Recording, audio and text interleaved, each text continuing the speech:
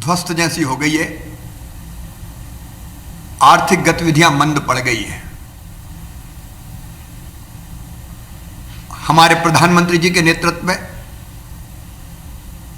अर्थव्यवस्था को भी पटरी पर लाने का एक व्यापक अभियान चल रहा है।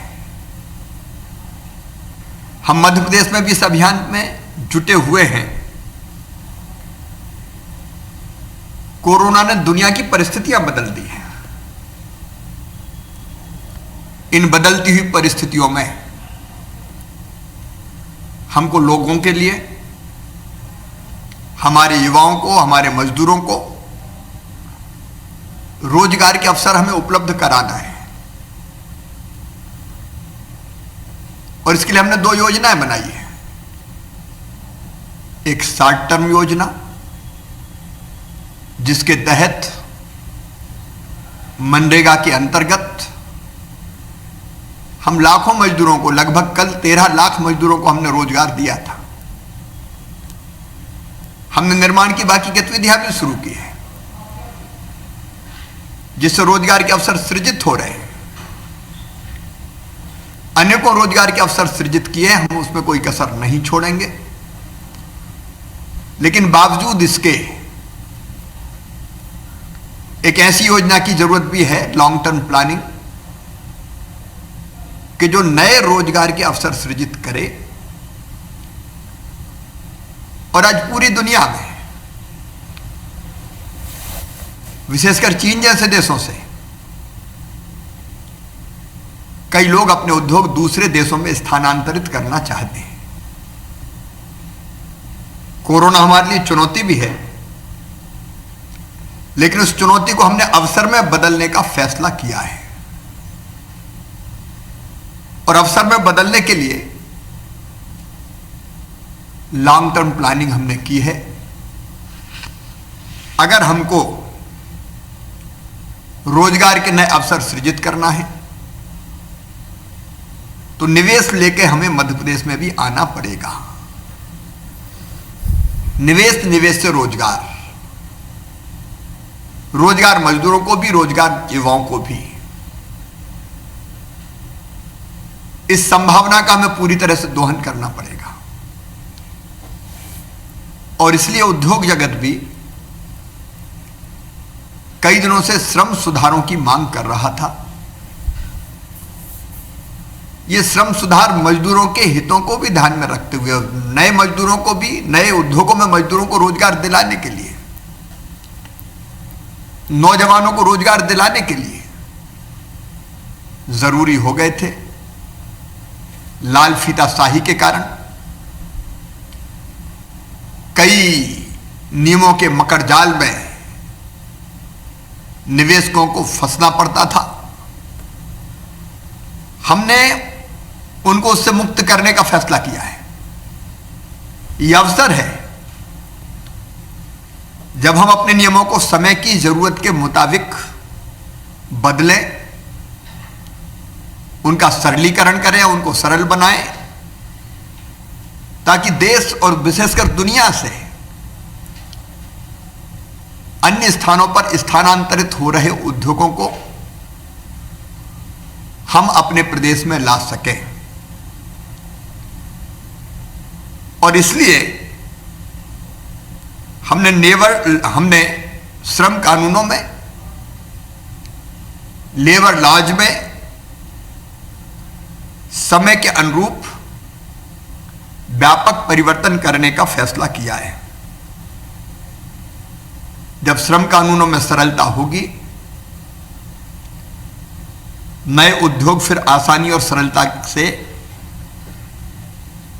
हमारे यहां लग सकेंगे, लोगों को रोजगार भी मिलेगा और श्रमिकों के हितों की रक्षा भी होगी। उद्योग जगत और श्रमिकों के बीच भी एक विश्वास का वातावरण बन सकेगा। इसलिए श्रम सुधारों का अगर उद्देश्य कोई है, तो पहला नए रोजगार के अवसर सृजित करना, नौजवानों को, मजदूरों को रोजगार ही आज की महती आवश्यकता है। प्रदेश में औद्योगिक वातावरण को, औद्योगिक गतिविधियों को प्रोत्साहित करना, नए निवेश को मध्य प्रदेश में आमंत्रित करना, हमारे मजदूरों के, श्रमिकों के हितों की रक्षा करना, लेबर लॉज में कई बार शासकीय प्रक्रियाओं के कारण पारदर्शिता नहीं थी, कई तरह की कठिनाइयों का सामना करना पड़ता था, तो शासकीय प्रक्रियाओं में पारदर्शिता लाना, कोविड महामारी से प्रभावित उद्योगों एवं व्यवसायों को, व्यापार को पुनः पटरी पर लेकर आना, आर्थिक क्षेत्र की चुनौतियों को अवसर के रूप में परिवर्तित करना। और इसलिए मध्य प्रदेश देश में पहला राज्य बना है क्रांतिकारी श्रम सुधारों के क्षेत्र में। अब पंजीयन या लाइसेंस उद्योग के लिए, निवेश के लिए, दुकानों के लिए, ठेकेदारों के लिए, बीड़ी निर्माताओं के लिए केवल 1 दिन में किया जाएगा। पहले विभिन्न लेबर लॉज के अंतर्गत पंजीयन मतलब रजिस्ट्रेशन 30 दिन में जारी किया जाता था। अब इस अवधि को घटाकर केवल 1 दिन कर दिया गया है, ताकि निवेशकों को, व्यवसायियों को अनावश्यक चक्कर ना लगाना पड़े। और इसके कारण कारखाने, दुकानें, कॉन्ट्रैक्टर, मोटर परिवहन कर्मकार, मध्य प्रदेश भवन तथा अन्य सन्निर्माण कर्मकार अधिनियम के अंतर्गत आने वाली निर्माण एजेंसियों का पंजीयन या लाइसेंस जारी करने की कार्यवाही केवल 1 दिन में ही हो सकेगी। और इस संबंध में हमने public service delivery guarantee act के अंतर्गत संशोधन की अधिसूचना जारी कर दी है। अगर संबंधित अधिकारी 1 दिन में पंजीयन नहीं करेगा तो उसको जुर्माना भरना पड़ेगा, और वो जुर्माना हर्जाने के रूप में जिसका पंजीयन होगा उसको देना पड़ेगा। कारखाना लाइसेंस नवीनीकरण, फैक्ट्री लाइसेंस रिन्यूअल अब 1 साल के बजाय 10 साल में कराए जाने का प्रावधान किया है। हर साल रिन्यूअल की जरूरत क्या है? 1 साल के बाद फिर चक्कर लगाओ। इससे हमने मुक्त कर दिया है। अब एक बार रिन्यूअल करा लिया तो 10 साल तक फिर रिन्यूअल कराने की जरूरत नहीं होगी।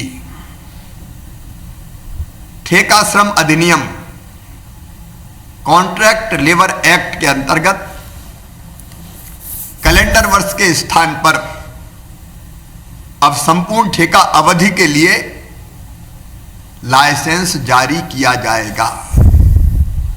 नहीं बार बार लाइसेंस के लिए जाइए और परेशान होइए, इससे मुक्त कर दिया गया है। नए कारखानों का रजिस्ट्रेशन, पंजीयन या लाइसेंस जारी करने की व्यवस्था ऑनलाइन होगी। आपको जाने की जरूरत नहीं है, आपको ऑनलाइन लाइसेंस या पंजीयन जारी कर दिया जाएगा। स्टार्टअप उद्योगों को प्रोत्साहित करने के लिए यह व्यवस्था की गई है कि उन्हें केवल एक बार रजिस्ट्रेशन कराना होगा।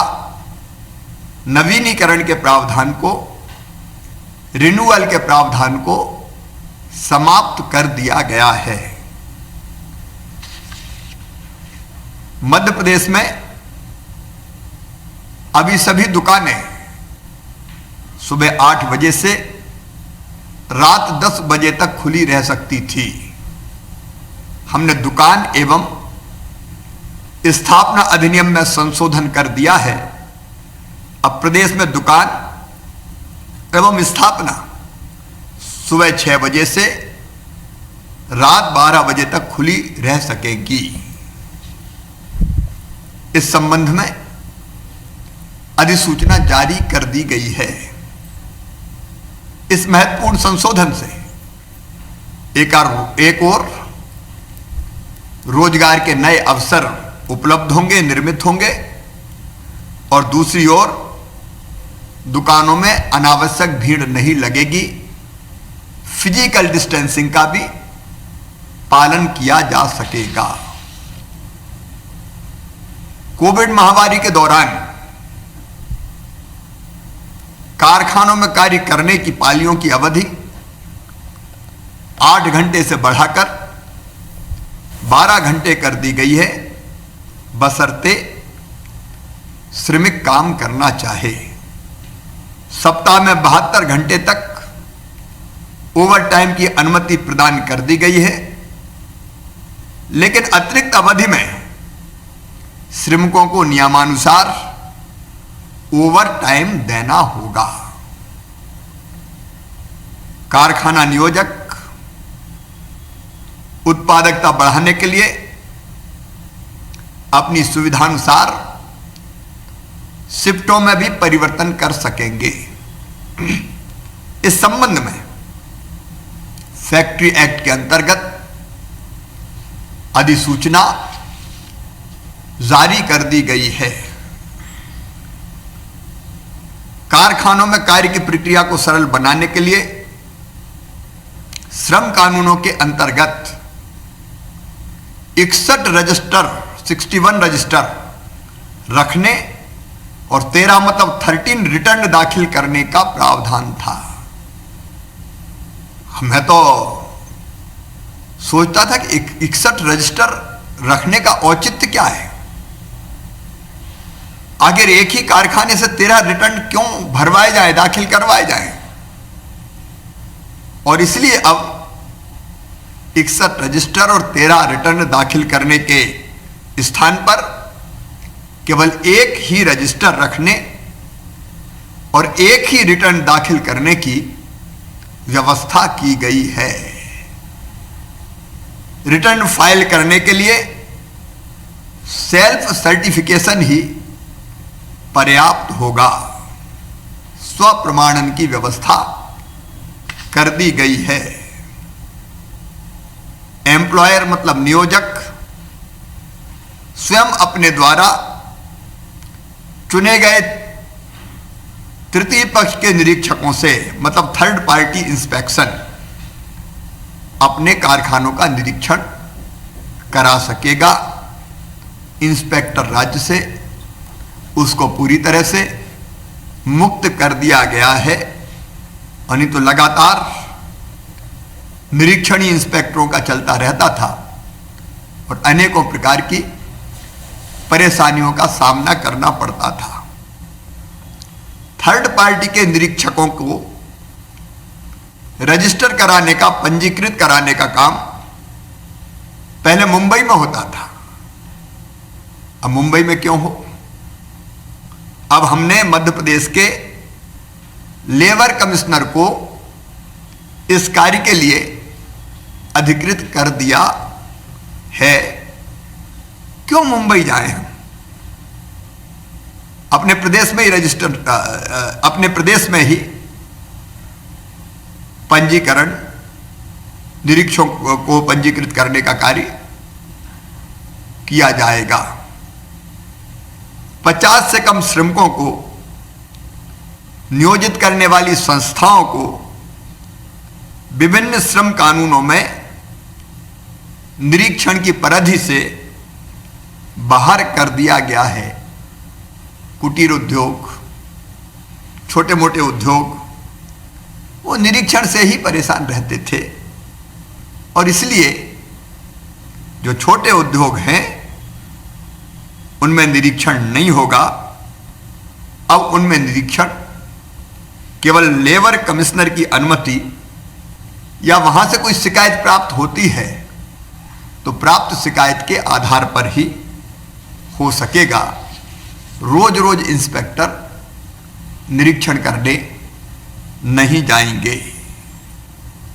मध्य प्रदेश औद्योगिक संबंध अधिनियम के प्रावधानों को आगामी आदेश तक शिथिल कर दिया गया है। अब कारखाने में ट्रेड यूनियन तथा कारखाना प्रबंधक अपनी सुविधानुसार विवादों का निराकरण कर सकेंगे। उन्हें विवादों के निराकरण के लिए लेबर कोर्ट नहीं जाना पड़ेगा। पूर्व से प्रचलित उद्योगों के लिए औद्योगिक विवाद अधिनियम अंतर्गत दंड की विभिन्न धाराओं में कंपाउंडिंग का प्रावधान किया जा रहा है, जिससे अनेक विवादों का निराकरण बिना न्यायालय जाए ही किया जा सके। इस संबंध में प्रस्ताव भारत सरकार को भेजा जा रहा है। प्रदेश में जो नए उद्योग आने वाले हैं उनको आमंत्रित करने, उनके निवेशकों को आमंत्रित करने की दृष्टि से अगले 1000 दिनों में नए उद्योगों और निवेशकों को आमंत्रित करने की दृष्टि से औद्योगिक विवाद अधिनियम की धारा 25 को छोड़कर जो श्रमिकों की सुरक्षा जैसे महत्वपूर्ण चीजों से संबंधित है, शेष सभी प्रावधानों को शिथिल कर दिया गया है। तनख्वाह ठीक से मिले यह सुनिश्चित करते हुए अब उद्योग मालिक अपनी सुविधानुसार श्रमिकों का चयन कर सकेंगे। ऐसे उद्योग जहां 100 से कम श्रमिक कार्य करते हैं वहां मध्य प्रदेश औद्योगिक नियोजन अधिनियम के प्रावधानों से छूट दे दी गई है।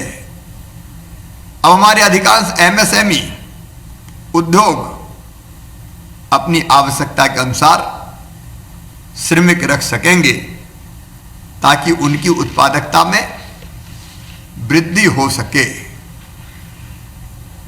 औद्योगिक नियोजन अधिनियम कानून अब तक 50 से अधिक श्रमिक वाली स्थापनाओं पर लागू होता था। अब इसे बढ़ाकर 100 से अधिक श्रमिक वाली स्थापनाओं पर लागू कर दिया गया है। इससे छोटे उद्योगों को राहत मिलेगी और वो अपनी आवश्यकता के अनुसार श्रमिकों को नियोजित कर सकेंगे। वे श्रम सुधार जिनके प्रस्ताव हमें भारत सरकार भेजना था स्वीकृति के लिए, वो हमने भारत सरकार को भेजे हैं। फैक्ट्री एक्ट के अंतर्गत जो इकाइयां बिजली से चालित है वह पूर्व में 10 श्रमिक नियोजित करने पर उद्योगों को पंजीयन कराना पड़ता था। अब हमने 50 श्रमिक नियोजित करने पर पंजीयन कराए जाने का प्रस्ताव भारत सरकार को भेजा है। इसका लाभ यह होगा कि ऐसी सभी इकाइयों को फैक्ट्री एक्ट के प्रावधानों से आजादी होगी और वो अपनी पूरी क्षमता का उपयोग करते हुए उत्पादन बढ़ा सकेंगे। इसी प्रकार कारखाना अधिनियम फैक्ट्री एक्ट के अंतर्गत जो इकाइयां बिना बिजली के चलती हैं वहां पूर्व में 20 श्रमिक नियोजित करने पर उद्योगों को पंजीयन कराना पड़ता था। अब हमने श्रमिकों की संख्या की सीमा हटाने का प्रस्ताव भारत सरकार को भेजा है। उक्त संशोधनों से छोटे उद्योगों को कारखाना अधिनियम के अंतर्गत पंजीयन कराने से मुक्ति मिलेगी।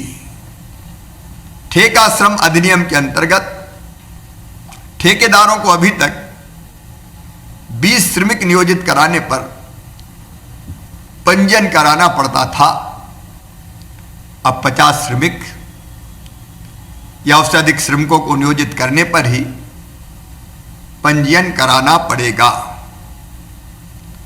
इसी प्रकार 50 से कम श्रमिक नियोजित करने वाले ठेकेदार बिना पंजीयन के भी कार्य कर सकेंगे। इससे छोटे ठेकेदारों को अत्यधिक राहत मिलेगी। ठेका श्रम अधिनियम के अंतर्गत उपरोक्तानुसार छूट दिए जाने के संबंध में भी भारत सरकार को प्रस्ताव भेजा गया है। कारखाना अधिनियम के सुरक्षा संबंधी प्रावधानों को रखते हुए शेष सभी प्रावधानों को राज्य सरकार के द्वारा जो हमारी अधिकार क्षेत्र में था 3 माह के लिए शिथिल किया गया है। 1000 दिन के लिए शिथिल करने का प्रस्ताव भारत सरकार को भेजा गया है।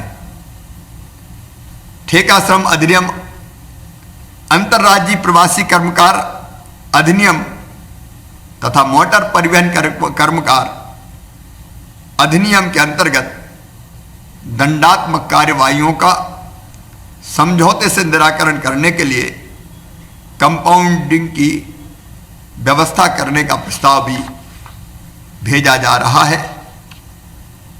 औद्योगिक विवाद अधिनियम को 100 श्रमिकों वाली स्थापना के स्थान पर 300 श्रमिकों वाली स्थापना पर प्रभावशील किया गया है। उद्योगों एवं स्थापनाओं में कॉन्ट्रैक्ट पर काम करने वाले कर्मियों के लिए फिक्स टर्म एम्प्लॉयमेंट की सुविधा दी गई है।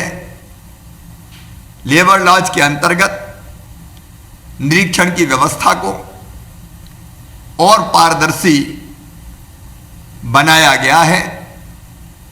विभिन्न सेवाएं प्रदान करने हेतु सिंगल विंडो सिस्टम की स्थापना की गई है। महिला श्रमिकों को कारखानों तथा आईटी उद्योगों में रात्रिकालीन पाली में भी कार्य करने की अनुमति पहले से है। विभिन्न लेबर लॉज के अंतर्गत पंजीयन एवं रिटर्न दाखिल करने की समस्त प्रक्रियाएं हमने ऑनलाइन कर दी है। पंजीयन एवं रिटर्न दाखिल करने के लिए श्रम कार्यालयों में जाने की आवश्यकता नहीं है। इन सुधारों से सबसे बड़ा फायदा यह होगा कि मध्य प्रदेश में रोजगार के नए अवसरों का सृजन होगा, निवेश आकर्षित होगा, युवाओं को, बेरोजगारों को, मजदूरों को रोजगार मिलेगा और प्रदेश की आर्थिक गति तेजी से आगे बढ़ेगी। प्रबंधन और श्रमिकों के मध्य परस्पर सहयोग का वातावरण निर्मित होगा। कारखाना मालिक एवं दुकानदारों तथा उद्योगपतियों को शासकीय कार्यालयों में बार बार चक्कर नहीं लगाने पड़ेंगे। उद्योगों द्वारा की जाने वाली कार्रवाइयों में अनावश्यक सरकारी विभागीय हस्तक्षेप समाप्त हो जाएगा। निरीक्षण में पारदर्शिता आएगी। उद्योगों को अपनी सुविधा के अनुसार शिफ्ट में परिवर्तन करने का अधिकार होगा। श्रम सुधारों के माध्यम से जो श्रमिक हैं उनके हितों का पूरा पूरा ध्यान रखा गया है। श्रमिकों के स्वास्थ्य, उनकी आजीविका, रोजगार एवं सुरक्षा से किसी प्रकार का समझौता नहीं किया जाएगा। ये प्रयास है चुनौती को अवसर के रूप में बदलने का। निवेश लाएंगे, रोजगार के अवसर बढ़ाएंगे और आर्थिक रूप से मध्य प्रदेश को आगे और बढ़ाएंगे। इसी के लिए प्रयास किए गए हैं।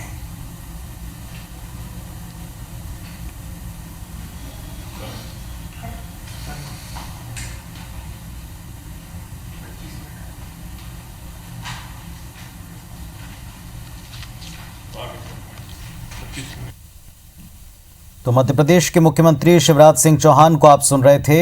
युवाओं और मजदूरों के लिए रोजगार का लाभ देने के हिसाब से श्रम सुधार किए गए हैं। श्रम सुधार के जरिए प्रदेश में आर्थिक गतिविधियों को बढ़ावा देने और इस दौर में जब औद्योगिक इकाइयों के ऊपर एक बड़ा संकट है, एमएसएमई उद्योग के ऊपर दोबारा से अपने आप को रिस्ट्रक्चर करने की चुनौती है, तब क्या सुधार किए जाएं ताकि प्रदेश में निवेश और उद्योग लगाना आसान हो।